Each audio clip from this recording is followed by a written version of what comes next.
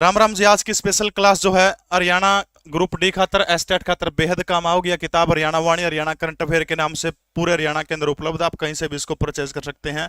जड़ा नहीं मिला ऑनलाइन जो है लीसो ऐप के ऊपर आप जो है इसको परचेज कर सकते हैं।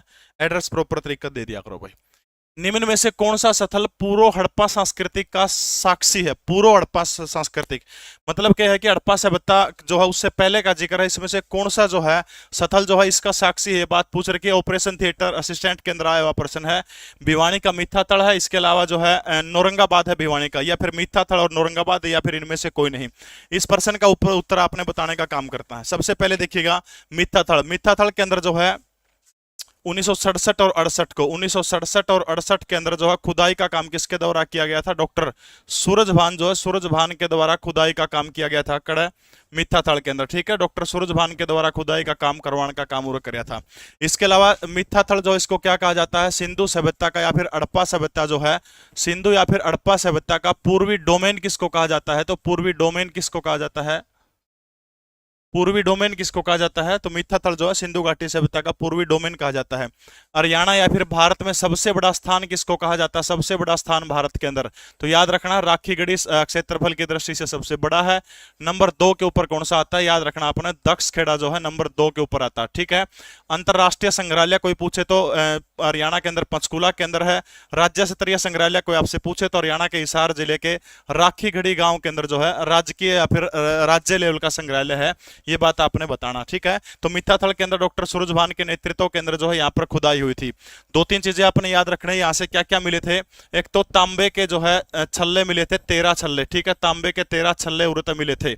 इसके अलावा 2 भाले उर्त मिले थे, अपना करते मिले थे। मिथ्या तड़ से 2 भाले मिले थे। इसके अलावा मिथ्या तड़ से जो है किस किस चीज की जानकारी मिली है? प्रारंभिक हड़प्पा सभ्यता की जानकारी मिली है। हड़प्पा सभ्यता की जानकारी मिली है। हड़प्पा के बाद की जो सभ्यता जो है उत्तर हड़प्पा की जो है जानकारी मिली। तो तीनों चीजों की जानकारी अपन करते मिली है। भिवानी के मिथ्या तड़ से अपन तीनों चीजों की जानकारी मिली है। बात समझ में आ जाएगी। 2 बाले मिले हैं तांबे के, ये मिले हैं तांबे के छल्ले मिले हैं कितने? 13 संख्या के अंदर। इसके अलावा जो है गुप्त वंश के और कुषाणों के 2, ठीक है। गुप्त वंश और कुषाणों के जो है सोने के सिक्के मिले हैं, गुप्त वंश के। और दूसरा कौन सा है? कुषाणों के। गुप्त और कुषाणों के जो है किस चीज के मिले हैं? तो याद रखना सोने के सिक्के मिले हैं। एक बात याद रख लियो, कुषाणों के जो है, ठीक है, कुषाणों के एकमात्र एक जगह है हरियाणा का मिथ्या तड़ जड़ता है, सिर्फ सोने के सिक्के मिले हैं। बाकी शेष हरियाणा में कुषाणों के सिक्के कड़क क्या के मिले? तो तांबे के मिले। ये बात याद रख लियो। यानी पूरे हरियाणा में तांबे के सिक्के मिले हैं कुषाणों के, लेकिन सिर्फ मिथ्या तड़ एक ऐसी जगह है जहां पर किसके सिक्के मिले? सोने के मिले हैं। गुप्तों के अंदर समुद्रगुप्त के सिक्के मिले हैं, वो भी किसके हैं? तो याद रखने सोने के सिक्के हैं। इसके बाद आ जाओ नौरंगाबाद। नौरंगाबाद जो है प्राचीन नाम क्या है? प्राकृतनाक है इसका प्राचीन नाम, ठीक है। प्राकृतनाक जो है प्राचीन नाम है। और राजधानी किसकी हुआ करती थी? अपने याद रखना है योद्धे गणराज्य जो है, योद्धे गणराज्य की राजधानी हुआ करता था कौन सा? नौरंगाबाद, ठीक है। हरियाणा के किस जिले के अंदर पड़ता है? भिवानी के अंदर पड़ता है।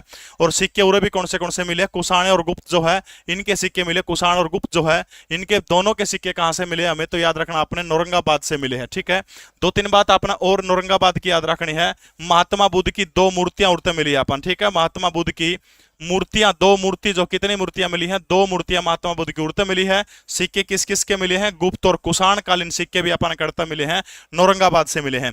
योद्धे गणराज्य की टकसाल हुआ करती। इसके अलावा योद्धे गणराज्य की जो है मोहर अपन करता मिली है, तो मोहर भी कहां से मिली है? नौरंगाबाद से मिली है। ये भी पूर्व हड़प्पा सांस्कृतिक स्थल जो है उसका साक्षी है। तो option C will be right answer है। यानी मिथ्या तड़ और नौरंगाबाद दोनों जो है पूर्व हड़प्पा संस्कृति जो है उसको क्या करते हैं? दर्शाने का काम करते हैं। बात समझ में आएगी। मिथ्या तड़ 1967-68 डॉक्टर सूरजभान के नेतृत्व में खुदाई। तांबे के 13 छल्ले मिले हैं, 2 बाले मिले हैं, ठीक है। इसके अलावा जो है प्रारंभिक संस्कृति है हड़प्पा संस्कृति है उत्तर हड़प्पा, तीनों चीज मिथ्या तड़ से मिली है। गुप्त और कुषाणों के सिक्के अपन मिथ्या तड़ से मिले हैं। कुषाणों के एकमात्र सोने के सिक्के मिथ्या तड़ से मिले हैं। इसके बाद में आप आ जाओ नौरंगाबाद। प्राकृतनाक प्राचीन नाम है। योद्धे गणराज्य की राजधानी हुआ करता था। योद्धे की मोहर मिली है। महात्मा बुद्ध की 2 मूर्तियां मिली है। गुप्त और कुषाण जो है इन दोनों की मूर्ति जो गुप्त और कुषाणों के सिक्के हमने कहां से मिले हैं? तो नौरंगाबाद से मिले हैं। तो याद रखना इन दोनों जो स्थल जो है ये पूर्व हड़प्पा सांस्कृतिक स्थलों के अंदर ये क्या है? शामिल है।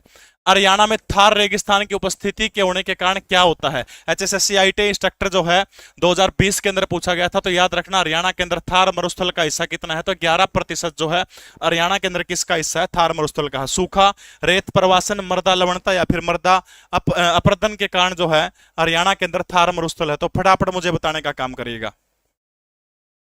सबसे पहले जो है हरियाणा की आकृति कैसी है, तो हरियाणा की आकृति कैसी है, तो याद रखना है हरियाणा की आकृति विषम, और दूसरी आ जाओ तो विषम नहीं मिले तो चतुर्भुज आकृति, ठीक है, चतुर्बाहु या फिर विषम और चतुर्भुज कह लीजिए आप। विषम और चतुर्भुज जो है ये आकृति है, चतुर्भुजाकार हरियाणा प्रदेश की आकृति आपने याद रखना है, ठीक है। कर्क रेखा जो है, कर्क रेखा से हरियाणा की दूरी कितनी है, 300 मील जो है कर्क रेखा से दूरी है। अरब सागर से हरियाणा प्रदेश की दूरी कोई पूछे तो आपसे याद रखना 1600 मील जो है किससे दूरी है, अरब सागर से हरियाणा की दूरी कितनी है, तो याद रखना 1600 मील जो है अरब सागर की दूरी है। क्षेत्रफल के हिसाब से हमारा हरियाणा कैमवे नंबर के ऊपर है, यानी केंद्र शासित प्रदेश सभी को मिला लिया तो 21वें नंबर के ऊपर है। अकेले केवल राज्यों में पूछे तो राज्यों में हरियाणा 20वें नंबर पर है, लेकिन जम्मू कश्मीर मिला के टोटल ओवरऑल 21वें नंबर पे है। अकेला राज्य पूछ रहा तो फिर हरियाणा प्रदेश कौन से नंबर के ऊपर है, तो 20वें नंबर के ऊपर हरियाणा प्रदेश है। एक व्यक्ति है जिसका नाम क्या है, कर्नल भार्गव। कर्नल भार्गव एक बात कहते हैं, और कर्नल भार्गव ये कहते हैं कि हरियाणा का जो दक्षिणी हिस्सा जो है, दक्षिणी हिस्सा किसको छूने का काम करता था, तो समुद्र जो है समुद्र को छूने का काम करता था कर्नल भार्गव के अनुसार, ठीक है। यानी हरियाणा दक्षिणी हिस्सा जो है कर्नल भार्गव के अकॉर्डिंग जो है दक्षिणी हिस्सा समुद्र को छूता था। उन दो समुद्र कौन से थे, सारस्वत और अखावत। दो समुद्र थे कौन से थे, सारस्वत सारस्वत और अखावत, ठीक है। सारस्वत और अखावत नाम के जो है दो समुद्र हुआ करते थे, जिनकी सीमाएं दक्षिण हरियाणा की सीमा लगती थी। ये बात कौन कहते हैं, तो कर्नल भार्गव जो है ये बात बताने का काम करते हैं। बात आपने याद रखनी है। वर्तमान की राजस्थान की सांभर झील है और नजफगढ़ झील जो है ये दोनों उस कहते हैं कि उस समुद्र जो हुआ करते थे उस समुद्र का हिस्सा वर्तमान समय में हरियाणा प्रदेश के अंदर या भारत के अंदर जो है वर्तमान समय में जो उसी समुद्र की निशानी इसको कहा गया, तो आपने याद रखनी है। जनसंख्या के हिसाब से हरियाणा का स्थान कौन सा है, तो भारत में जनसंख्या के अकॉर्डिंग 18वां स्थान भारत के अंदर है। तो राजस्थान के अंदर पूछ रहे क्या, तो ये आपने ध्यान रखना है। तो थार मरुस्थल 11% जो हरियाणा प्रदेश का हिस्सा है। तो थार का जो लगता जो हिस्सा है थार मरुस्थल का, ठीक है, ये जो इलाका जो है ये इधर वाला ये इलाका जो है ये वाला ये इलाका जो है, इस इलाके के अंदर जो है प्रवासन का मतलब होता है कि एक जगह से दूसरी जगह के ऊपर जो रेता उड़े जो है, ठीक है। तो रेत प्रवासन जो है, रेत प्रवासन के कारण आपने याद रखना है जो है थार जो है सीमा में थार रेगिस्तान की उपस्थिति क्या है, रेत जो उड़े है उसके कारण जो है रेत तक की प्रवासन के कारण जो है थार मरुस्थल का हरियाणा के अंदर प्रवासन है। और कितने परसेंट है, तो 11% है। हरियाणा की आकृति कैसी है, विषम और चतुर्भुज है। कर्क रेखा से 300 मील दूर है, अरब सागर से 1600 मील दूर है। क्षेत्रफल की दृष्टि से ओवरऑल देखिए हरियाणा 21वें नंबर के ऊपर है, राज्यों में 20वें नंबर के ऊपर। जनसंख्या के हिसाब से 18वां नंबर है। कर्नल भार्गव के अनुसार जो है दक्षिणी हिस्सा समुद्र को छूता था। कौन से दो समुद्र बताए कर्नल भार्गव ने, सारस्वत और दूसरा समुद्र कौन सा बताया है, अखावत नाम का समुद्र जो है कर्नल भार्गव के द्वारा बताने का काम किया गया है। अगला प्रश्न आपकी स्क्रीन के ऊपर देखिएगा। देखो भाई, शिवालिक की पहाड़ियों से प्रदेश की कौन सी नदी निकलती है, शिवालिक की पहाड़ियों से, फटाफट कमेंट करके बताओ भाई। चलो सबसे पहला आ जाइए घग्गर नदी। घग्गर नदी के नाम कौन से हैं, नट, सोतर, हाकड़ा, मृत नदी, लेटी हुई नदी, राजस्थान का शोक, ये सारे के सारे नाम कौन से नदी के हैं, तो आपने याद रखना है घग्गर नदी के, ठीक है। ये सारे के सारे नाम कौन से नदी के, तो याद रखना है ये सभी नाम जो है कौन से नदी के हैं, घग्गर नदी के सारे के सारे नाम हैं। कहां से निकलती है घग्गर नदी, कहां से निकलती है,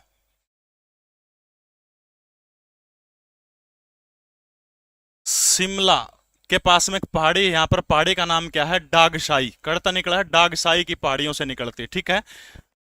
कड़ता लिखा है शिमला के पास के अंदर जो है हिमाचल प्रदेश के अंदर शिवालिक की पहाड़ियों में सिरमौर और शिमला के पास में डागसाई की पहाड़ी है, ठीक है। डागसाई की पहाड़ी है, वहां से घग्गर नदी प्रवेश करती है। हरियाणा में घग्गर नदी का प्रवेश द्वार मुझे फटाफट बताइए कि हरियाणा में घग्गर नदी कहां से प्रवेश करती है।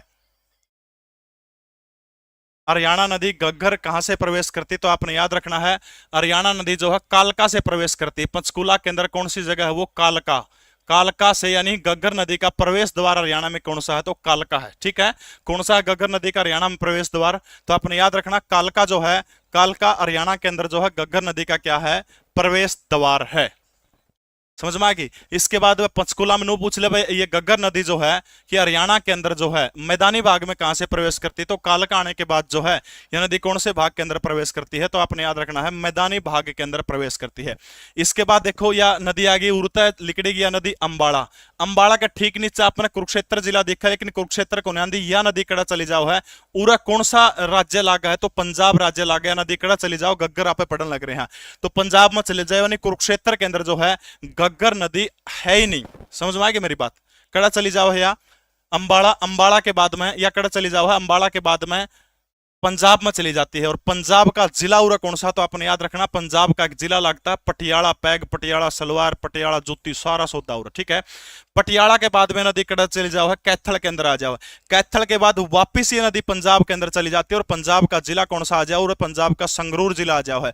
इसके बाद फतेहाबाद, सिरसा, सिरसा के बाद में राजस्थान होते हुए नदी कहां चली जाती है, पाकिस्तान में प्राचीन समय में चली जाती है। उड़ तक किसी का कोई दिक्कत आई हो, समझ में ना आई हो, देखो हरियाणा की सबसे लंबी बरसाती नदी कोई आपसे पूछे, सबसे लंबी बरसाती नदी है, ठीक है, हरियाणा की सबसे लंबी बरसाती नदी कोई आपसे पूछे तो उसका उत्तर क्या होगा, गग्गर, जो हरियाणा प्रदेश की सबसे बरसाती नदी है। समझ में आएगी। हिमाचल प्रदेश के डागसाई शिमला के पास से निकलती है सिरमौर जिले से। इसके बाद में कालका आएगी पंचकुला के अंदर, पंचकुला के बाद में कड़ा आएगी अंबाड़ा आएगी, अंबाड़ा के बाद में कुरुक्षेत्र कौन गई, पंजाब में पटियाला चलेगी। उसके बाद फिर वापिस हरियाणा में एंट्री करा, कुरुक्षेत्र छोड़ दिया, कड़ा आ जाओ है कैथल के अंदर आ जाओ है, कैथल से फिर जींद छोड़ दिया, फिर कड़ा चली जाओ पंजाब के संगरूर चली जाती है, फिर फतेहाबाद, फतेहाबाद के बाद कड़ा चली जाती है, सिरसा चली जाती है, और सिरसा के बाद में फिर यह नदी कहां चली जाती है, राजस्थान के अंदर चली जाती है, ठीक है। राजस्थान का शोक कहा जाता है क्योंकि राजस्थान के अंदर जो है बाढ़ लाने का काम किसी समय में क्या किया करती थी, ये नदी किया करती थी, ठीक है। इस नदी के ऊपर सिरसा के अंदर और एक बांध है, बांध का नाम क्या है, ओटू बांध। क्या नाम है, ओटू बांध। और ये जो ओटू बांध जो है इसी को धनुर झील कहा जाता है, इसी को वीराज बांध कहा जाता है। इसी नदी, इसी उरे के है चौधरी देवलाल पर्यटन पार्क है। ओट्टू बांध से पहले तो इस नदी का नाम गग्गर है, और ओट्टू बांध के बाद इस नदी का नाम क्या हो जाता है, आकड़ा हो जाता है, ठीक है। यानी प्रश्न आता है एचएससी में कि ओट्टू के बाद जो है गग्गर नदी का नाम क्या हो जाता है, तो आपने याद रखना ओट्टू के बाद जो है गग्गर नदी का नाम क्या हो जाता है, हाकड़ा हो जाता है ओट्टू के बाद। समझ में आ गई। इसके बाद जो है छोटे छोटे नाले जो आकर गिरते हैं उसको क्या कहा जाता है, गग्गर में जो छोटे छोटे नाले जो आकर गिरते हैं उनको क्या कहा जाता है, चो कहा जाता है, ठीक है। छोटे छोटे नालों को क्या कहा जाता है, चो कहा जाता है। गग्गर के मैदानी जो बाढ़ के कारण जो मैदान जो है, बाढ़ के मैदान, उनको क्या कहा जाता है, तो गग्गर के बाढ़ के मैदानों को क्या कहा जाता है, क्या कहा जाओ है, नैली कहा जाओ, ठीक है। नंबर 2 नदी कौन सी आ गई, राम राम भाई, नंबर 2 नदी आ गई मारकंडा नदी, ठीक है। मारकंडा नदी कहां से निकलती है, तो याद रखना है हिमाचल प्रदेश से, ठीक है। हिमाचल प्रदेश की श्रेणी कौन सी है, श्रेणी कौन सी है मारकंडा की हिमाचल प्रदेश से, फटाफट मुझे कमेंट करके बताइएगा कौन सी श्रेणी से निकलती है, नाहन धरतीधर की श्रेणी से, ठीक है। हिमाचल प्रदेश के अंदर नाहन श्रेणी का नाम क्या है, धरतीधर, ठीक है, धरतीधर की श्रेणी से निकलती है। हरियाणा के अंदर प्रवेश कहां से करती है, अंबाड़ा से। जगह कौन सी है, काला अंब, ठीक है। यानी जो मारकंडा नदी जो है, मारकंडा नदी का हरियाणा में प्रवेश द्वार कोई आपसे पूछे तो फिर क्या उत्तर हो जाएगा आपका, हरियाणा में प्रवेश द्वार कौन सा हो गया, यानी काला अंब नामक स्थान से जो है, अंबाड़ा के काला अंब नामक स्थान से मारकंडा नदी कहां पर प्रवेश करती है, तो आपने याद रखना है हरियाणा से प्रवेश करती है। समझाऊं कि अनुवे चालू आगे, फटाफट उत्तर बता के चालू, फटाफट बताओ ना भाई, समझाऊं या अनुवे उत्तर फटाफट बताता चला जाऊं। इसके बाद में अंबाड़ा के बाद में कुरुक्षेत्र चली जाती है। कुरुक्षेत्र के अंदर पूछ रहा कि बाढ़ का कारण कौन सी नदी बताई जाती है, तो याद रखना कुरुक्षेत्र में बाढ़ का कारण जो है मारकंडा नदी जो है कुरुक्षेत्र के अंदर जो है किसका कारण बताया गया है, बाढ़ का कारण कुरुक्षेत्र के अंदर बताया गया, ठीक है। टांगरी नदी जो है मोरनी की पहाड़ियों से निकलती है पंचकुला से, अंबाड़ा के मुलान नामक स्थान के ऊपर जो है मारकंडा के अंदर टांगरी का क्या हो जाता है, मिलन जो होता है। आमरी और बलियाड़ी जो है किसकी सहायक नदी है, तो याद रखना टांगरी की सहायक नदी है। ये सारी की सारी नदियां किस नदियों से निकलती है, तो आपने याद रखना है सारी की सारी जो है शिवालिक श्रेणी से निकलती है सारी की सारी नदियां। चलो भाई, निम्न में से कौन सा सरोवर राज्य के फर्रुखनगर तहसील के अंदर है, एचएसएससी एएलएम 14/11/2021 को पूछा गया प्रश्न है, बताइए बस,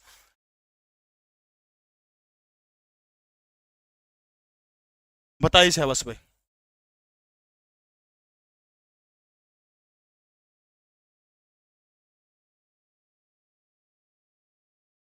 363 एकड़ के अंदर बसी है, साइबेरियन सारस के लिए प्रसिद्ध है, पक्षियों की 250 प्रजाति पाई जाती है। ठीक है, पक्षियों की कितनी प्रजाति पाई जाती है?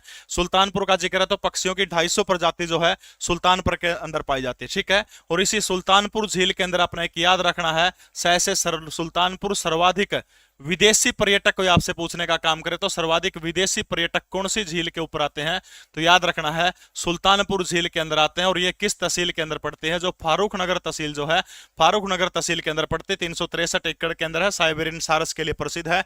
200 प्रजातियां किसकी पाई जाती है? पक्षियों की पाई जाती है। ठीक है, खलीलपुर सॉरी दमदमा, दमदमा खलीलपुर चलो खलीलपुर जो है लगभग 1500 एकड़ के अंदर फैली हुई है। और कहां पर है? तो याद रखना हरियाणा के गुड़गांव जिले के अंदर जो है खलीलपुर है। दमदमा के बारे में मुझे फटाफट बता दो, जो बात दमदमा के बारे में जानते हैं। हरियाणा प्रदेश की प्राकृतिक झील है। दमदमा के बारे में क्या क्या जानकारी आपके पास है, मुझे देने का काम करें। दमदमा 3000 एकड़ के अंदर फैली हुई है। ठीक है, 3000 एकड़ के अंदर फैली हुई है। अमीबा की आकृति है। ठीक है, अमीबा, अमीबा की जैसी इस झील की आकृति है। और ये जो दमदमा जो है कौन सी झील है? हरियाणा की प्राकृतिक झील है दमदमा। ठीक है, दमदमा कौन सी झील है? पीडीएफ जीके परवीन उड़ान टेलीग्राम के ऊपर करंट अफेयर की क्लास की दे रखी है भाई, एक बार देख लिया करो जाके। कमेंट कर दिया जी दे कौन, तो जाके देख लो, दे रखी है, कोई दिक्कत नहीं है। 3000 एकड़ के अंदर बिल्कुल फैली हुई है। कौन से क्षेत्र के अंदर पड़ती है? तो सोहना क्षेत्र के अंदर पड़ती है, जड़ा के है गर्म पानी का चश्मा है। यानी वो कड़ा पड़े थी तो आपने याद रखना है, या सुल्तानपुर फारूक नगर है। दमदमा जो है अपना सोना तहसील सोना क्षेत्र के अंदर पड़ती है। कोटला झील है, संघेल झील है, संघेल है, चंदीना हक चंदेल है, कि चंदेल झील है, एक उजीना झील है। ठीक है, उजीना और कोटला, सारी की सारी झीलें कड़ा है मेवात की झीलें हैं। तो सुल्तानपुर जो है, सुल्तानपुर झील कहां पड़ती है? तो फारूक नगर तहसील जो है, फारूक नगर तहसील के अंदर पड़ती है। बिल्कुल सबसे बड़ी प्राकृतिक झील कौन सी है? तो आपने याद रखना है दमदमा जो है हरियाणा प्रदेश की क्या है? सबसे बड़ी प्राकृतिक झीलों के अंदर दमदमा शामिल है, 3000 एकड़ के अंदर। ठीक है, कोटला, संघेल, चंदेली, उजीना, ये सारी की सारी झीलें कहाँ की? हरियाणा के मेवात की झीलें हैं। निम्न में से किसके शासनकाल के दौरान महम तहसील में प्रसिद्ध जलाशय का निर्माण हुआ था? पीजीआई रोहतक के अंदर 17 अप्रैल 2022 को पूछा गया प्रश्न है, फटाफट बताइएगा। शाबाश, जीके परवीन उड़ान टेलीग्राम चैनल आप ज्वाइन कर लीजिए, वहां आपको पीडीएफ मिल जाएगी। ठीक है, सबसे पहले आ जाओ अकबर। अकबर के समय में सबने बेरा है, सबसे ज्यादा हिंदी गीतों का प्रचलन इसी के टाइम में हुआ था। हिंदी को आश्रय भी किसने दिया था? अकबर ने देने का काम किया था। ठीक है, इसी अकबर के समय में इसार को क्या कहा जाता था? इसार है फिरोजा, यानी इसार से फिरोजा शब्द किस मुगल ने हटाने का काम किया था? तो आपने याद रखना अकबर के द्वारा जो है इसार के सामने से क्या हटाया था? राम राम, क्या हटाने का काम किया था? तो फिरोजा शब्द जो है इसार के सामने से किसने हटाने का काम किया था? अकबर ने हटाने का काम किया था। ठीक है, अकबर का एक खासम खास हुआ करता था, नाम क्या था? बीरबल। ऐसी मान्यता है जो बीरबल जो है, बीरबल का जन्म हरियाणा के नारनौल जिले, नारनौल जो है महेंद्रगढ़ के नारनौल के अंदर जन्म हुआ था। ऐसी मान्यता है कि बीरबल का जन्म कब हुआ था? नारनौल के अंदर हुआ था। जहांगीर मुस्लिम बादशाह, जहांगीर के बारे में 2-3 चीजें आपने याद रखनी है, सिर्फ 2 बातें। हरियाणा में सर्वाधिक पौधे किस मुगल बादशाह के द्वारा पेड़ पौधे लगवाए गए थे? तो सर्वाधिक पेड़ पौधे जो है हरियाणा के अंदर जो है किसके द्वारा लगाए गए थे? जहांगीर के द्वारा सबसे ज्यादा पेड़ पौधे लगाने का काम किया था। हरियाणा के अंदर 1614 और 15 के अंदर एक बीमारी फैली थी, प्लेग, और उस प्लेग की बीमारी के दौरान सहायता करने का काम किसके द्वारा किया गया था? तो याद रखना जहांगीर के द्वारा जो है सहायता करने का काम किया था। बिल्कुल भाई, अकबरी दरवाजा सोनीपत के अंदर पड़ता। ठीक है, अकबरी दरवाजा, अकबर का जो दरवाजा जो है वो हरियाणा के अकबरपुर गांव है सोनीपत जिले का। तो सोनीपत के अंदर जो है क्या है? अकबरी दरवाजा। ठीक है, अकबरी दरवाजा सोनीपत के अंदर है। सबसे ज्यादा पेड़ पौधे हरियाणा के अंदर किसके द्वारा लगाए गए थे? तो आपने याद रखना है कौन सा है? जहांगीर के द्वारा सबसे ज्यादा पेड़ पौधे। प्लेग के अंदर जो है इस बंदे ने क्या किया था? प्लेग के अंदर मदद करने का काम किया गया था। ठीक है, इसके बाद आ जाइएगा शाहजहां। शाहजहां का एक बेटा है, बेटे का नाम क्या है? दारा सिको। दारा सिको आपने याद रखना, इसका बचपन जो था कहां बीतता था? हरियाणा के पलवल के अंदर दारा सिको का बचपन बीतता था। इसके गुरु का नाम क्या है? शेख चिल्ली है, जो कादरी सिलसिला से आया करता था। और शेख चिल्ली का मकबरा कड़ा है हरियाणा के फतेहाबाद के अंदर, जिसको हरियाणा का ताजमहल कहा जाता है। और के है शेख चिल्ली का मकबरा है। ठीक है, फटाफट मुझे बताइए कि शेख चिल्ली किस संप्रदाय से थे? एक प्रणाली शुरू करने का काम किया था शाहजहां के द्वारा, चकला नाम की प्रणाली। चकला ये प्रशासनिक इकाई थी शाहजहां के समय, हरियाणा की चकला। ठीक है। और शाहजहां के द्वारा जो है दारा सिकों को कहां की फौजदारी देने का काम किया गया था, तो हिसार की फौजदारी जो है यह शाहजहां ने जो है अपने बेटे दारा सिकों को देने का काम किया गया था। हिसार की फौजदारी, बचपन उसका कहां बीतता था, पलवल के अंदर जो है शाहजहां का क्या बीता करता था, तो शाहजहां का बचपन कहां पर बीतता था, तो आपने याद रखना है शाहजहां का, सॉरी, दारा सिकों का बचपन कहां बीतता था, हरियाणा के पलवल के अंदर जो है बचपन इसका बीता करता था। औरंगजेब, औरंगजेब, औरंगजेब के समय में क्या हुआ था, हरियाणा के अंदर प्रसिद्ध सतनामी विद्रोह हुआ था, ठीक है। सतनामी विद्रोह जो था वो कहां पर हुआ था, औरंगजेब के समय में नारनौल के अंदर हुआ था, ठीक है। तबीयत तो बहुत ज्यादा खराब है भाई आज। मकबरा थानेश्वर के अंदर कुरुक्षेत्र के अंदर नुए बोलिया था, और कुछ गलत तो कौन बोलिया होगा।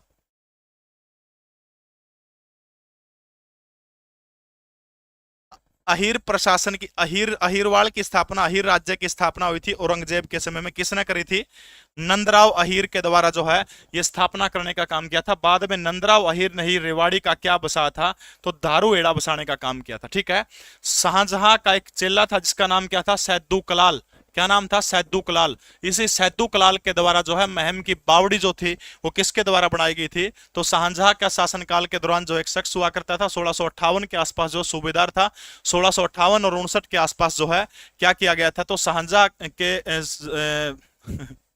शाहजहां के सूबेदार के द्वारा, सैदू कलाल के द्वारा जो है क्या यहां पर बनवा गया था, तो महम की बावड़ी बनवाने का काम किया था। समझ में आ गई।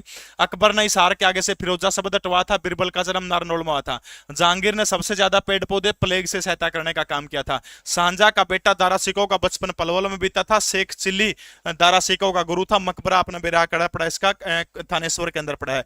चकड़ा शाहजहां के समय में क्या हुआ करती थी, हरियाणा के अंदर एक प्रशासनिक इकाई जो थी वो हुआ करती थी, ठीक है। शाहजहां का सूबेदार सैदू कलाल ने महम की बावड़ी बनवाने का काम 1658-59 के अंदर किया था। हिसार की फौजदारी शाहजहां के समय में किसके पास थी, तो याद रखना दारा सिकों के पास थी। औरंगजेब के समय में गोकुला जाट का विद्रोह हुआ था, सतनामी विद्रोह हुआ था। औरंगजेब के टाइम में ही अहीर राज्य की स्थापना नंदराम अहीर के द्वारा करी गई थी, और नंदराम अहीर के द्वारा ही क्या बसाया गया था, तो दारूहेड़ा बसाने का काम किया गया था। यमुनानगर से फरीदाबाद तक बहने वाली यमुना नदी बाढ़ पर्वण के दौरान निर्माण करती है। ये पर्वण क्षेत्र दो हिस्सों में विभाजित हो जाती है। इसमें से निचले हिस्से को क्या कहा जाता है, जैसे क्लैरिकल के पूछा गया, शिवालिक, खादर, नैली या फिर बांगर। देखिएगा, यमुना नदी, यमुना से फरीदाबाद यानी पूरा इस इलाके के अंदर जो है, इस इलाका का जिक्र यहां पर कर रखा है। यहां जो बाढ़ के मैदान, देखो उरा भी एक नदी बहो है, गग्गर नदी बहो, ठीक है। उरा एक नदी बहने लग रही है, यमुना नदी। हरियाणा इसके बीच का हिस्सा है। गग्गर नदी बन थोड़ी देर पहले बताया था कि हरियाणा की सबसे बड़ी कौन सी नदी है, तो हरियाणा की सबसे बड़ी बरसाती नदी है, ठीक है। या सदानीरा नदी है, सारियाण बहन का काम करे नदी, ठीक है। तो सारियाण जब बह है नदी, तो यह नदी के कर है, सारियाण जब बह है तो बहन के कारण यह नदी के कर है, अपने साथ में क्या ले आती है, अपने साथ के अंदर जो है यह नदी जो गाद और गारा लेकर आती है, रेती आप इसको कह सकते हो, लेके आती है, तो वो जो है उरज जमा हो जाता है, इन हिस्सों के ऊपर जमा हो जाता है, ठीक है। तो इस हिस्से को क्या बोला जाता है, इस हिस्से को खादर बोला जाता है। क्या बोला जाता है, खादर। जो यमुना से दूर के हिस्से हैं, कभी किसी प्राचीन समय में जहां पर नदी बहा करती थी, ये वो हिस्सा है जो हरियाणा का जींद जिला जो है, इस इलाके को क्या कहा जाता है, बांगर। यानी यमुना से दूर के मैदान को क्या कहा जाता है, दूर के मैदानों को बांगर कहा जाता है। और ये मैदान ऊंचे कैसे होते हैं, ये मैदान प्राय ऊंचे होते हैं, ठीक है, और ये मैदान नीचे होते हैं, ठीक है। सबसे पहले आ जाओ, शिवालिक क्षेत्र का जिक्र हो जाता है। शिवालिक का बहुत बार आपने जिक्र कर लिया है, किस किस का हिस्सा है, किसका हिस्सा है, तो आपने शिवालिक के बारे में याद रखना है, बाहरी हिमालय का हिस्सा, ठीक है, बाहरी हिमालय का हिस्सा है। इसके अलावा हिमालय की आधुनिक संरचना, ठीक है, सबसे नया निर्माण है हिमालय का। हरियाणा का जिला कौन सा है, पंचकुला। पंचकुला जिले के क्षेत्रफल के 45% के बराबर क्या है, शिवालिक श्रेणियां है। यमुनानगर का कितना है, 9% के हिस्से के ऊपर है। और अंबाड़ा जो है, अंबाड़ा के 0.2% के हिस्से के ऊपर है। टोटल 1.67% हरियाणा के क्षेत्रफल के बराबर है शिवालिक। अरावली 3.09% हिस्सा है अरावली का हरियाणा के अंदर। शिवालिक का कितना है, 1.6% शिवालिक का हिस्सा टोटल। खादर कौन से मैदान हो गए, जो यमुना नदी के पास के मैदान है, उनको क्या कहा जाता है, खादर कहा जाता है, प्राय नीचे होते हैं। यमुना नदी से दूर के मैदान जो होते हैं उनको बांगर कहा जाता है। ये मैदान क्या होते हैं, ऊंचे होते हैं, ठीक है।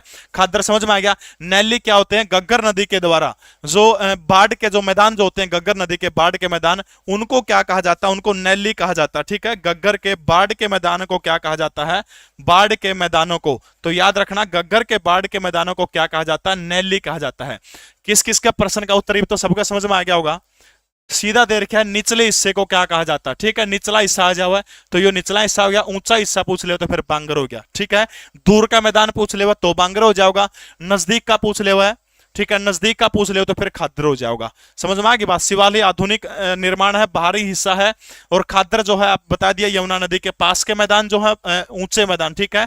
दूर के मैदानों को क्या कहा जाता है, बांगर कहा जाता है, वो ऊंचे मैदान होते हैं। नैली गग्गर नदी के बाढ़ के मैदानों को क्या कहा जाता है, नैली कहा जाता है, ठीक है भाई। हरियाणा करंट अफेयर की जो किताब है पूरे हरियाणा प्रदेश के अंदर जो है आपको कल मिल जाएगी। कल अगर आप जाओगे बुक डिपो के ऊपर, मैंने लिस्ट शेयर कर रखी टेलीग्राम जीके परवीन उड़ान के अंदर। फिर भी नहीं मिलती है तो आप लीसो ऐप के ऊपर जाकर के वहां ले सकते हैं, नहीं तो एक दो दिन में जहां रह रही है वहां पहुंच जाओगी। कल और बुक डिपो की लिस्ट में आपको शेयर कर दूंगा, ठीक है, मिल जाएगी आपको। समझ में आएगी। तो उत्तर क्या हो जाएगा, खादर हो जाएगा, ठीक है। ऊंचा, इसके जगह ऊंचा दे रखा होता तो बांगर हो जाए, और नीचा दे रखा तो खादर। दूर का मैदान पूछ रखा होता बांगर, नजदीक का मैदान पूछ रखा होता खादर। गग्गर के बाढ़ के मैदान कौन से हैं, तो नैली गग्गर के बाढ़ के मैदान है। हरियाणा राज्य प्रधानमंत्री स्वामित्व योजना को पूरा करने वाला देश का कौन सा राज्य है। प्रधानमंत्री स्वामित्व योजना के तहत जो है देश का कौन सा राज्य बना है। सबसे पहले आ जाओ, पहले पर जिक्र आ जाओ। पहले मैंने बहुत बार जिक्र किया है, करंट अफेयर की क्लास के अंदर भी बहुत सारे। हरियाणा किस किस में पहले नंबर के ऊपर है, किस किस में दूसरे नंबर के ऊपर बताया था। तो फटाफट मुझे बताने का काम करिए कि पहले नंबर के ऊपर हरियाणा किन किन चीजों में बताया था। आधार नामांकन, आधार नामांकन पहले नंबर के ऊपर हरियाणा। ई गवर्नेंस पहले नंबर के ऊपर है। Public affair index 2022, public affair index 2022 में हरियाणा जो है कौन से नंबर के ऊपर है। नारनौल में पहुंच चुके यार, देख लो उसके मजाक पढ़ाने दो मैंने, ठीक है। पब्लिक अफेयर इंडेक्स 2022 के अंदर जो है आपने याद रखना है। एसडीजी इंडेक्स, एसडीजी इंडेक्स 2021 और 22 के अंदर हरियाणा कौन से नंबर के ऊपर है, पहले नंबर के ऊपर। आधार नामांकन, ई गवर्नेंस, पब्लिक अफेयर 2022 और एसडीजी इंडेक्स 2020-21 के अंदर हरियाणा कौन से नंबर के ऊपर है, तो हरियाणा पहले नंबर के ऊपर, ठीक है। इसके अलावा जल जीवन मिशन 2024 तक का टारगेट है केंद्र सरकार का। जल जीवन मिशन को सबसे पहले पूरा किया अंबाला, पहले नंबर के ऊपर था। CCNTS रैंकिंग, अपराध की जो रैंकिंग जो है उसके अंदर पहला स्थान है। इसके अलावा सामाजिक सुरक्षा वाली जो रिपोर्ट आई है, सामाजिक सुरक्षा वाली रिपोर्ट के हिसाब से हरियाणा का पहला नंबर है। किसमें, असुरक्षित राज्यों के अंदर, असुरक्षित राज्यों के अंदर हरियाणा का पहला नंबर, ठीक है। चलिए भाई, नंबर 2 हरियाणा का दूसरा नंबर क्या क्या में है। दूसरा नंबर अब की बार खेलो इंडिया यूथ गेम, खेलो इंडिया यूथ गेम के अंदर हरियाणा का दूसरा नंबर था। डायल 112, डायल 112 के अंदर हरियाणा का दूसरा नंबर था। रासायनिक उर्वरक का प्रयोग, रासायनिक उर्वरक के प्रयोग में पूरे देश में हरियाणा का कौन सा नंबर है, हरियाणा का दूसरा नंबर है। किसके अंदर, रासायनिक उर्वरकों के प्रयोग में। भारत स्वच्छता सर्वेक्षण 2022, भारत स्वच्छता सर्वेक्षण 2022, इसके अंदर कौन सा नंबर है, तो याद रखना इसके अंदर भी हरियाणा का नंबर कौन सा है, दूसरा नंबर है। राज्य गजब का हरियाणा। और एक छोरा जुमा तकड़ी दही बना रहा, जुमा कसूती पहलवान, और बस में बैठा दो तीन छोरी बैठी, कनेक्टर आ गया, बोले पहलवान टिकट ले ले करके कालर ऊपर, बोले आप नहीं टिकट लिया करते। कनेक्टर जमा मरिया था, सोचा थी टोका तो तेरा थप्पड़ मारेगा, छोरी आसन लगी। कनेक्टर भीतरे भीतर बेइज्जती फील कर गया। बोला भाई भी तो बेटा गात बनाना पड़ेगा। और सोनी पे तड़ा अंकित जुकर 6 महीने पूरे दंड मारे जमा चापक, पूरे प्रोटीन खाया के, और उस कुंगर तय डबल दही बना ली जमा सूत्री। 6 महीने पाछा पूरी मेहनत करके, और वहीं छोरी बैठी थी पाछा, बोले होते हाँ पहलवान टिकट ले। पहलवान ने कहता हुआ काम लिया, पहलवान टिकट नहीं लिया करता। जब कनेक्टर उसका डबल हो गया था, भी खाए पी के पकड़ के गले और तन उठा दिया। बोले क्यों कौन टिकट लिया करता, बोले जी पास बनवा रखा है।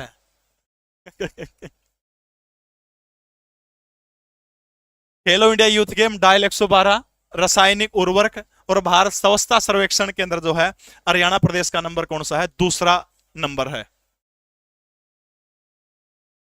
तीसरा, कारोबारी सुगमता, कारोबारी सुगमता, एमएसएमई, लघु सूक्ष्म उद्योग, ठीक है। ऊर्जा दक्षता, ऊर्जा दक्षता सूचकांक, भारत नवाचार सूचकांक,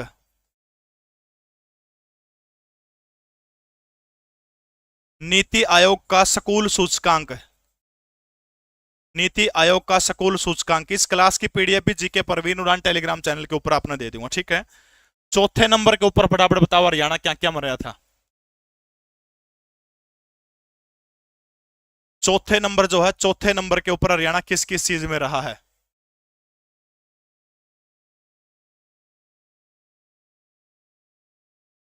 good governance index, good governance index जो है इसके अंदर हरियाणा चौथे नंबर के ऊपर रहा है। पांचवें नंबर के ऊपर हरियाणा प्रदेश क्या क्या मर रहा है, फटाफट बताओ से बस। पांचवें नंबर के ऊपर वाटर अथॉरिटी, जीएसटी संग्रहण,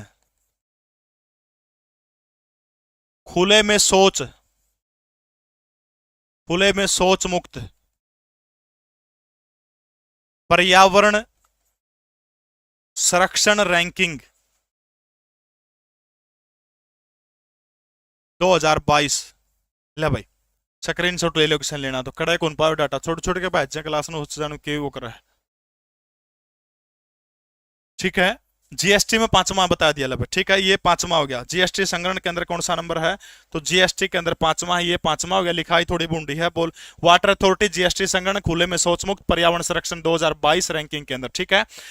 पहला स्थान आधार नामांकन, e governance, public affair index, SDG index, जल ही जीवन मिशन, सीसीएनटीएस, सामाजिक सुरक्षा के अंदर असुरक्षित राज्य है। दूसरे स्थान के ऊपर हरियाणा खेलो इंडिया यूथ गेम, डायल 112, रासायनिक उर्वरक और भारत स्वच्छता सर्वेक्षण 2022 के अंदर दूसरा स्थान है।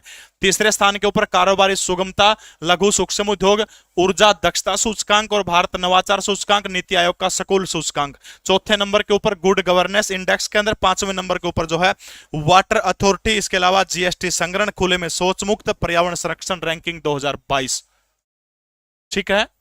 अगला प्रश्न देखिएगा शाबाश। हरियाणा में कब से कब तक बागवानी जागरूकता अभियान चलाने का काम किया गया है? बागवानी जागरूकता अभियान हरियाणा में कब से कब तक किया गया है? बागवानी जागरूकता अभियान, देखो हरियाणा सरकार बागवानी का क्षेत्र को कितने प्रतिशत करेगी? तो याद रखना 15% बढ़ाने के ऊपर विचार कर रही है, ठीक है। 2030 तक का बागवानी के क्षेत्र में टारगेट दिया गया है। एक एक 2021 को मुख्यमंत्री बागवानी बीमा योजना शुरू हुई थी। मुख्यमंत्री बागवानी बीमा योजना 47 मुख्यमंत्री बागवानी बीमा योजना के दौरान जो है कितनी फसल की गई है? तो 47 फसल जो है बागवानी बीमा योजना के तहत क्या करने का काम किया गया है? कवर करने का काम किया गया है। 8 मई से लेकर के 15 जुलाई 2023 तक, 8 मई से लेकर के 15 जुलाई 2023 तक जो है ये बागवानी सप्ताह जो है मनाने का काम, बागवानी जागरूकता अभियान चलाने का काम किया गया है। अब समय आ गया, आपसे वो प्रश्न पूछूंगा, जो बच्चा सही उत्तर देगा उसके घर के ऊपर अगले 4 से 5 दिन के अंदर जो है ये किताब हरियाणा वाणी की करंट अफेयर की 1 साल की आपके घर पहुंचा दी जाएगी। एक तो भाई एक साइट है e com express, ECOM, e com express लिख लियो।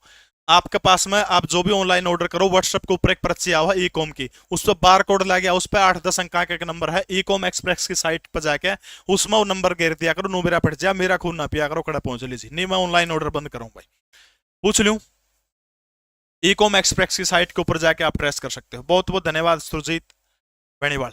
चलिए भाई प्रश्न आपसे पूछता हूं कि जो प्रश्न का सही जवाब देगा उसको किताब दी जाएगी। एक प्रश्न दूसरा पूछूंगा, उसमें हरियाणा की जो है प्रैक्टिस सेट की किताब दी जाएगी। चलो भाई, हरियाणा में मुर्रा नस्ल भैंस अनुसंधान केंद्र किस गांव के अंदर है?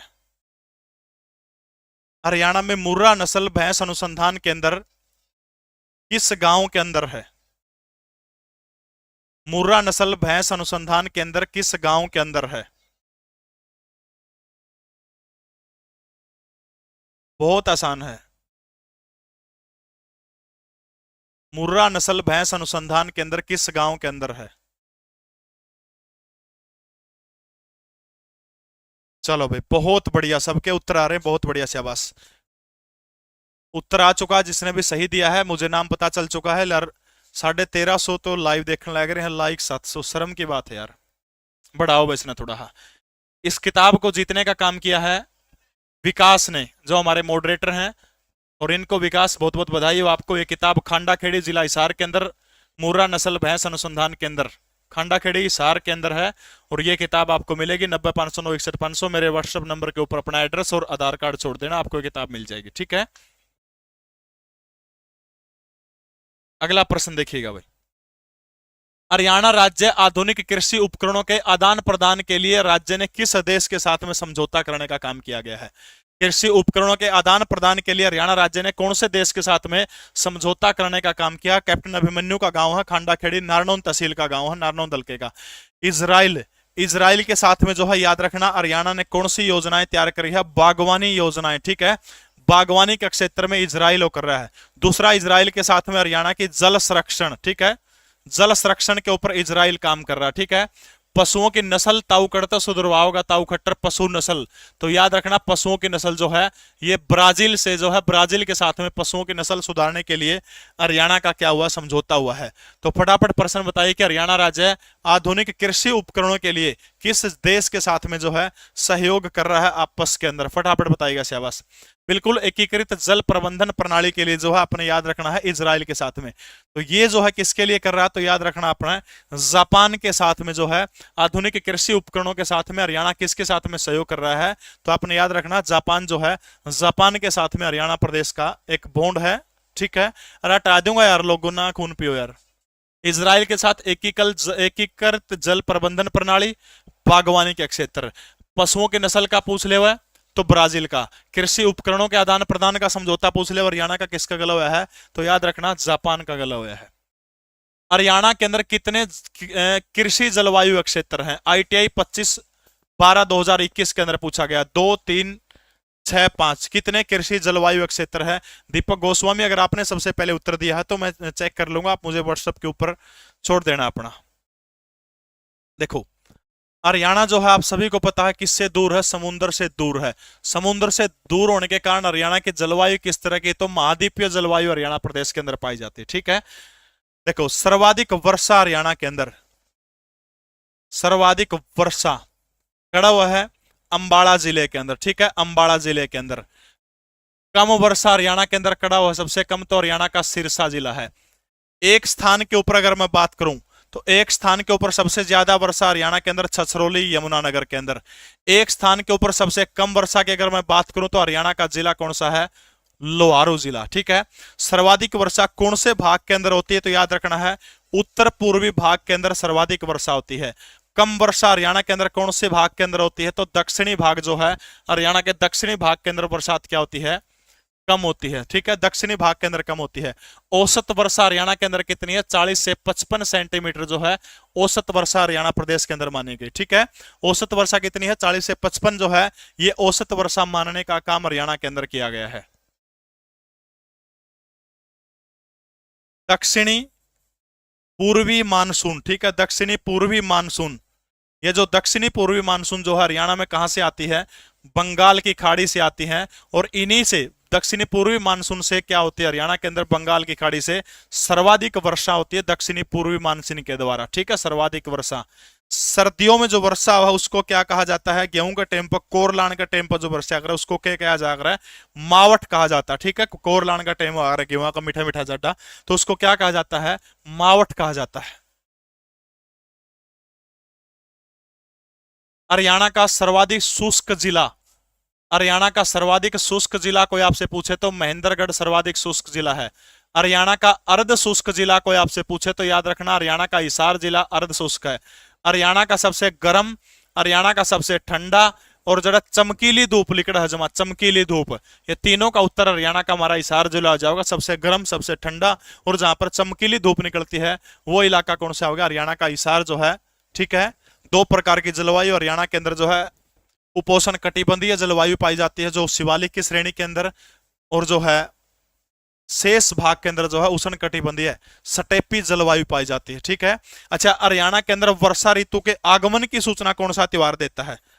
वर्षा ऋतु जो है, वर्षा ऋतु के आगमन जो है, वर्षा ऋतु के आगमन की सूचना, वर्षा ऋतु के जाने की सूचना कौन सा त्योहार देता है? फटाफट बताइएगा से बस। आगमन और जाने की सूचना कौन से त्योहार जो है हरियाणा के अंदर देने का काम करते हैं?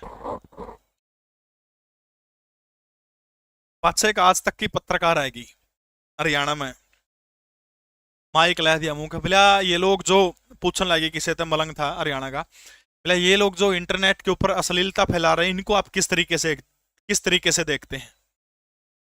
बोला जी फुल एचडी में। देखो, वर्षा ऋतु के आगमन की सूचना कौन सी देती है? बडलिया नवमी। बडलिया नवमी वर्षा ऋतु के आगमन की सूचना देने का काम करती है। ठीक है, और जाने की सूचना कौन सी त्योहार देता है? तीज जो है वो किसकी सूचना देता है? जाने की सूचना देता है। ठीक है, तीज किसकी सूचना देता है? जाने की। आने की कौन देता है? बडलिया नवमी जो है आने की सूचना देता है। ठीक है, हरियाणा के अंदर सर्दियों में औसत तापमान कितना होता है? 12 डिग्री। गर्मियों में औसत तापमान कितना होता है? 35 डिग्री गर्मियों में औसत तापमान होता है। हरियाणा में राष्ट्रीय पशु आनुवंशिकी संस्थान कौन से जिले के अंदर है? पशु आनुवंशिकी संस्थान जो है कौन से जिले के अंदर है? एस्टेट पीआरटी पेपर 2021 में पूछा गया प्रश्न है। हिसार, करनाल, यमुनानगर या फिर वो जिला रोहतक हो सकता है जहां पर राष्ट्रीय पशु आनुवंशिकी ब्यूरो जो है ये कहां पर स्थापित है? फटाफट बताने का काम करिएगा। केंद्रीय मृदा लवणता, केंद्रीय मृदा लवणता अनुसंधान केंद्र, केंद्रीय मृदा लवणता अनुसंधान केंद्र, जनवरी 1969 स्थापना हरियाणा के हिसार जिले के अंदर। बाद में अक्टूबर 1969 के अंदर इसको हिसार से कहां पर स्थानांतरित कर दिया जाता है? बोले हरियाणा के करनाल जिले के अंदर इसको स्थानांतरित कर दिया जाता है। बात समझ में आ गई? केंद्रीय मृदा लवणता अनुसंधान पहले जनवरी 1969 के अंदर हिसार के अंदर बना था और हिसार के बाद अक्टूबर के अंदर इसको कड़ा स्थापित कर दिया, इसको करनाल के अंदर स्थापित कर दिया। लवणता के ऊपर भी हाल ही में एक नई ताजी खबर आई है, जो जज्जर का जो बेरी ब्लॉक जो है वहां पर लवणता में सुधार जो है किस देश के सहयोग से किया जाएगा? ऑस्ट्रेलिया के सहयोग से एक लवणता परियोजना जो है ऑस्ट्रेलिया काम कर रहा है, बेरी ब्लॉक के अंदर जो है ये काम कर रहा है। चीज आपने ध्यान रखनी है। ठीक है, केंद्रीय भैंस अनुसंधान संस्थान, केंद्रीय भैंस अनुसंधान संस्थान जो है कहां पर है? केंद्रीय भैंस अनुसंधान संस्थान फटाफट कमेंट करके बताइएगा। केंद्रीय भैंस अनुसंधान संस्थान,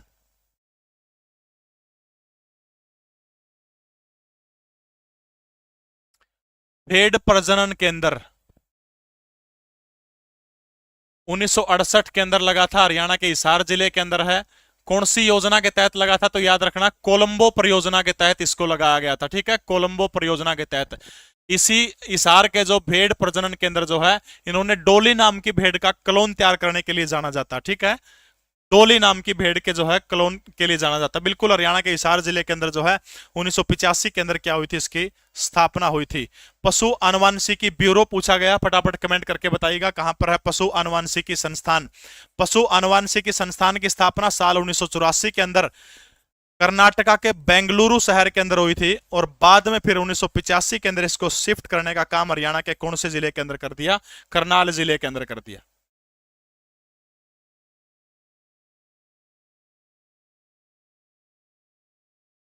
पशु आनुवंशिकी संस्थान कहां पर है?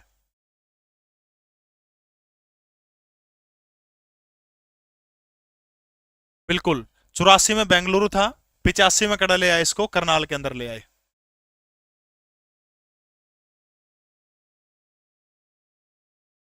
टोक्यो ओलंपिक में भारतीय दल के 126 एथलेटिक शामिल थे, उनमें से हरियाणा प्रदेश के कितने व्यक्ति थे? टोक्यो ओलंपिक के अंदर पूछ रखा कि टोटल 126 थे, इनमें से हरियाणा के कितने थे आईटीआई प्लास्टिक ऑपरेटर 2021 के अंदर? 31, 25, 10 या फिर 50? टोक्यो ओलंपिक के अंदर पूछा गया हरियाणा के खिलाड़ियों की संख्या। भारत के द्वारा टोक्यो ओलंपिक के अंदर कितने पदक जीते गए थे? 1 + 2 + में 4, टोटल 4 और 2 6, 7 पदक भारत के द्वारा जीते गए थे। एकमात्र गोल्ड किसके द्वारा? नीरज चोपड़ा के द्वारा एकमात्र गोल्ड जीतने का काम किया गया था। रजत पदक किसके द्वारा? हरियाणा के रवि दहिया के द्वारा, और एक जो है वेट लिफ्टिंग के अंदर मीराबाई चानू के द्वारा जो है, दो रवि दहिया और मीराबाई चानू इन दोनों के द्वारा रजत पदक जीते गए थे। 4 जो थे हरियाणा के अंदर कौन से पदक भारत ने जीते थे? कांस्य पदक जो है 4 जीतने का काम किया था। ठीक है, तो भारत जो है कौन से नंबर के ऊपर रहा था टोक्यो ओलंपिक के अंदर? याद रखना है 48वें नंबर के ऊपर भारत रहा था, यह बात आपने याद रखनी है। हरियाणा का प्रतिनिधित्व कुल कितने मेडलों में था? प्रश्न सुनिए ध्यान से, टोक्यो ओलंपिक के अंदर हरियाणा का प्रतिनिधित्व कुल कितने मेडलों में था? हरियाणा का प्रतिनिधित्व टोक्यो ओलंपिक में कुल कितने मेडलों में था? फटाफट बताइए शाबाश। नंबर 1 नीरज चोपड़ा, सबने पता है गोल्ड लेके आया था। नंबर 2 रवि दहिया, रजत पदक लेके आया था। नंबर 3 बजरंग पुनिया, कांस्य पदक लेके आए थे। इन दोनों के वेट और आपने याद रखने हैं। प्रतिनिधित्व तो कोई 3 में कह रहे हैं, कोई 4 में कह रहे हैं। इन दोनों के वेट और बताइए मुझे फटाफट, कितने कितने किलोग्राम की फ्री स्टाइल कुश्ती के अंदर ये खेलते थे? Ravi Dahiya 57 kilogram freestyle, और बजरंग पुनिया जो है 65 किलोग्राम फ्री स्टाइल के अंदर। व्यक्तिगत रूप से कोई पूछे कि हरियाणा ने ओलंपिक खेलों में व्यक्तिगत रूप से कितने जीते थे? 3। और प्रतिनिधित्व तो पूछो तो फिर क्या उत्तर हो जाएगा? 4 हो जाएगा। ठीक है, चौथा पदक जो है जिसका हरियाणा में प्रतिनिधित्व किसका है? फटाफट मुझे कमेंट करके बताइएगा।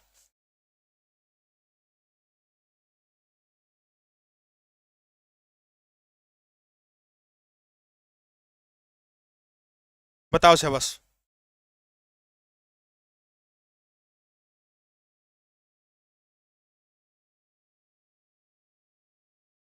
इसके बाद आ जाओ पैरा ओलंपिक खेल। पैरा ओलंपिक खेल, पैरा ओलंपिक खेलों में भारत ने टोटल कितने पदक जीतने का काम किया था? बिल्कुल, हॉकी के अंदर कांस्य पदक आया था। पैरा ओलंपिक खेलों के अंदर 586, 5 गोल्ड, 8 सिल्वर, 6 कांस्य, 8 5 13, 6 19 पदक जो है भारत ने कितने जीते हैं? 19 पदक जो है भारत ने किसके अंदर जीतने का काम किया है? तो याद रखना पैरालंपिक खेलों के अंदर कितने पदक जीते हैं भारत के द्वारा? 19 पदक जीते हैं। ठीक है, टोटल भारत के पैरालंपिक खेल के अंदर कितने खिलाड़ियों ने भाग लिया था भारत देश के? तो भारत के 54 खिलाड़ी थे, और 54 में से हरियाणा के खिलाड़ी कितने थे? 19 खिलाड़ी थे।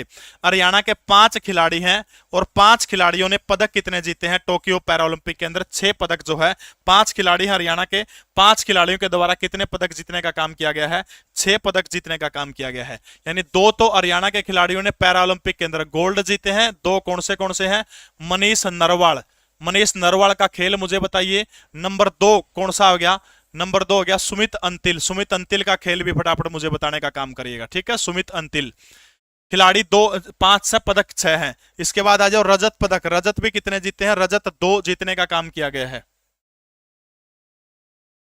रजत 2 जीतने का काम किया गया है, 2 रजत।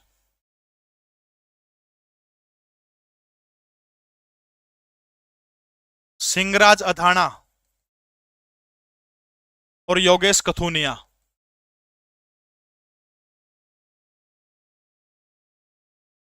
2 कांस्य जीते हैं हरियाणा ने। एक तो है अरविंदर सिंह, हरियाणा के कैथल जिले से संबंध रखते हैं, तीर अंदाजी के अंदर जीता है। एक खिलाड़ी ने 2 पदक जीते हैं, उस खिलाड़ी का नाम बताइए फटाफट। एक खिलाड़ी के द्वारा 2 पदक जीते गए हैं शूटिंग के अंदर, उस खिलाड़ी का नाम क्या है? सिंगराज अधाना। सिंगराज अधाना के द्वारा जो है 2 पदक जीतने का काम किया गया है। एक तो रजत पदक और दूसरा कौन सा? कांस्य पदक जो है। ठीक है, तो याद क्या रखना, इसके अंदर प्रश्न क्या पूछा गया था कि हरियाणा के टोटल खिलाड़ी कितने हैं ओलंपिक के अंदर? तो आपने याद रखना ओलंपिक के अंदर हरियाणा के कितने खिलाड़ियों ने भाग लिया था? 31। और पैरा ओलंपिक के अंदर हरियाणा के कितने खिलाड़ी थे? 19। ठीक है, ओलंपिक खेलों के अंदर हरियाणा का प्रतिनिधित्व तो 4 मेडलों में था। पैरा ओलंपिक के अंदर हरियाणा ने कितने, 5 खिलाड़ियों ने 6 जीते हैं। पीडीएफ जीके परवीन उड़ान टेलीग्राम चैनल के अंदर पूरी की पूरी दे दूंगा। महिला खिलाड़ी को विवाह के अवसर पर मुख्यमंत्री विवाह सगुन योजना के तहत कितने रुपए दिए जाते हैं? 11,000, 21,000, 51,000, 31,000। फटाफट बताओ भाई। मुख्यमंत्री विवाह सगुन योजना के तहत जो है कितने रुपए देने का काम किया जाता है? मैं कहीं भी ऑफलाइन नहीं पढ़ाता हूं, सिर्फ और सिर्फ यूट्यूब के ऊपर मेरी यही क्लास होती है, इसके अलावा मैं कहीं नहीं पढ़ाता।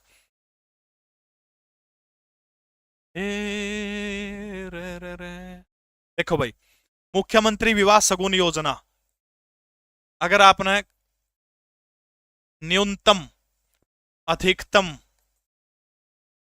करंट अफेयर की क्लास नहीं देखी, उसके अंदर सारी चीजें करवाई गई है। न्यूनतम जो है 31,000 से बढ़ाकर के 41,000 रुपए मुख्यमंत्री विवाह सगुन योजना के तहत। अधिकतम पूछे तो 71,000 रुपए, ठीक है। न्यूनतम 41,000 रुपए, अधिकतम पूछे तो याद रखना 71,000 रुपए। 31,000 का स्लैब खत्म कर दिया गया है।